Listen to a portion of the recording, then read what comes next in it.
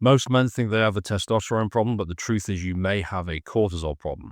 And until you fix the cortisol, hitting 800 plus testosterone is just a dream. It's never really going to happen. The reality is every man wants higher testosterone, higher libido, higher morning wood, more muscle, a better physique, easier fat loss, more aggression in a good way sort of thing, more drive, more consistent energy and consistent focus. But the problem is your body's not going to allow this to happen. It's not going to allow the testosterone to be secreted if the cortisol is high. I've said for years the cortisol acts almost as a ceiling on testosterone levels when it's chronic. Acute cortisol is fine, it's different. Chronic cortisol is a problem. So cortisol, testosterone, they are almost the opposite ends of the physiological seesaw. So when one goes up, the other goes down, vice versa. The worst thing is most men don't even realize it's happening. They wake up feeling tired and then they're wired but kind of drained all day long because they're running on cortisol basically. They crave sugar, they crave caffeine, they need caffeine to get through the day. They crave sugar, it's very, very hard to gain muscle. It's very, very hard to lose fat.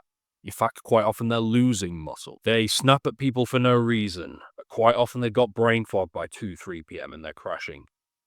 They blame low testosterone, and low testosterone is a huge problem, but quite often it's the symptom, and the root cause is a chronically, ridiculously elevated cortisol level. Because cortisol, when it's problematic enough, it controls everything. It controls your blood sugar, your sleep quality, so REM sleep, it's huge, dopamine, focus, libido, and ultimately your testosterone production.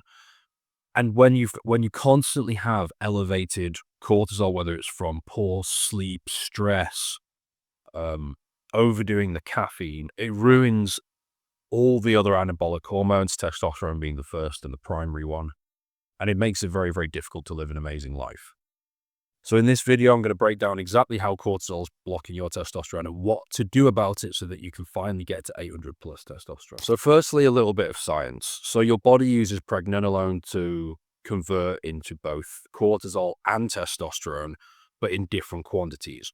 When your cortisol is really, really high, your body is prioritizing survival as opposed to reproduction and anabolism. So this means a few things. There's less testosterone, of course, there's less DHEA, there's less LH and FSH, and ultimately there's lower libido quality, there's less morning wood. Your body is in fight or flight mode. It's trying to survive. It is not even thinking about thriving. High cortisol levels on a chronic basis, they also impact your testes, and specifically the Leydig cells using cholesterol to convert into testosterone. It inhibits that process. So again, through a different mechanism here, you've got less total testosterone, less free testosterone. SHBG tends to go up as well on top of all of this, which further reduces free testosterone. And things just get worse and worse over time. So now the big question is, what do you do about it if you've got high cortisol? So the first thing is, and I have so many clients now who are coming in when I've done launches recently who are doing fasting. If you don't have type 2 diabetes right now, or you're not well over 30% body fat or obese, please stop fasting. It's making everything worse. Especially when you think about the reality that most guys who are fasting, they're having loads of coffee, maybe a pre-workout. It's too much. The caffeine, the impact of caffeine on your body, your gut, your stress hormones is amplified when you've got no food in your stomach and no nutrients or minerals and no carbs as well. So, I know a lot of guys will watch Andrew Tate stuff and they'll say, yeah, but Andrew Tate says drink 30 coffees a day. Like, he's got some very good stuff, but please, like, don't take everything he says literally. Like, we're not 13-year-old children, hopefully, watching this. You know when someone is saying something to get themselves more attention and more fame, they're not being literal. Please don't drink 30 coffees in a fasted state. It's going to be horrendous for your cortisol levels. A nutrient-dense breakfast is immediately going to lower cortisol levels, like dramatically. It's not even subtle. It's a big, big difference.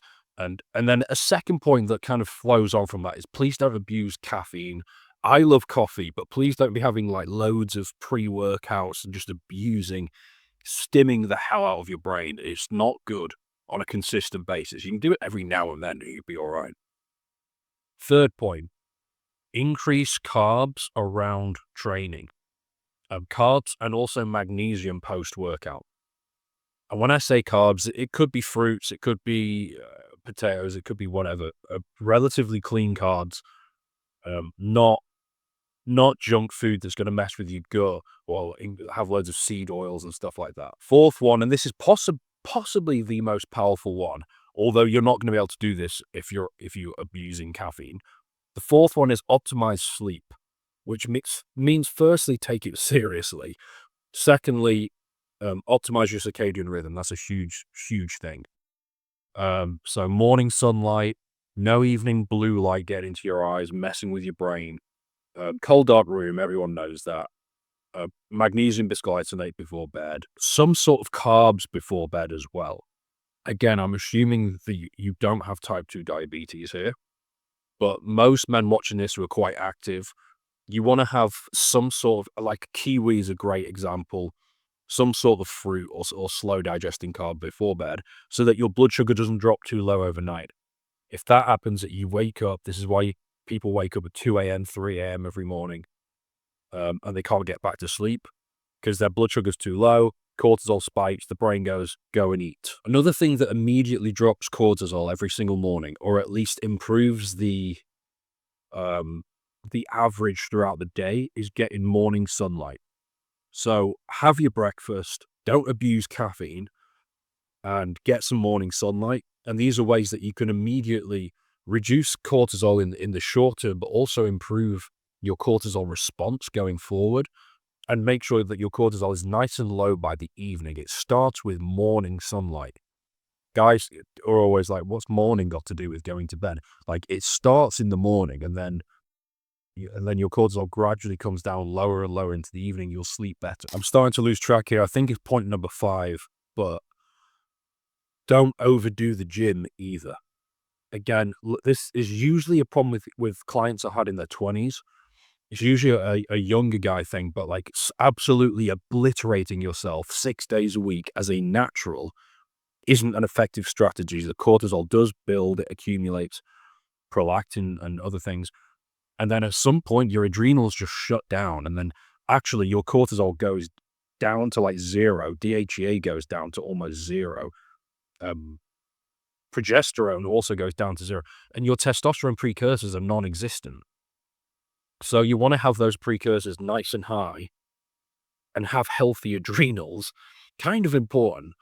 And giving yourself days off from the gym is how you do this. You need days off, guys.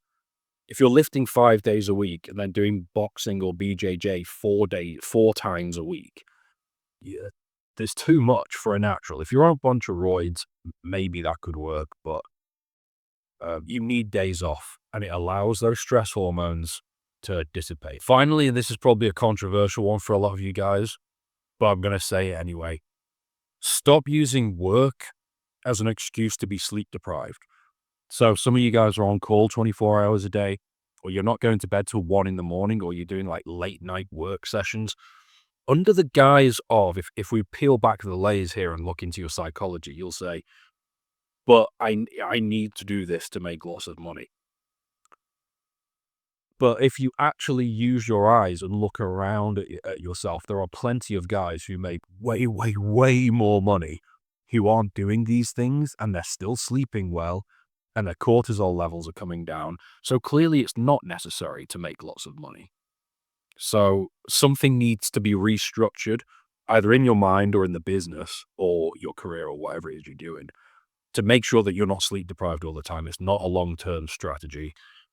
It's hard to build something if you're constantly knackered, and then your testosterone goes down, and then that makes it even harder. Anyway, I've spoken a lot about cortisol today. If you enjoyed this video, you'll enjoy the evening routine I spoke about in this video, where I really go into what will completely fix any sleep problems you've got, improve your REM sleep, and remember that 80% of your testosterone is produced overnight. So your evening routine, sleep maxing, super important. Check out that video.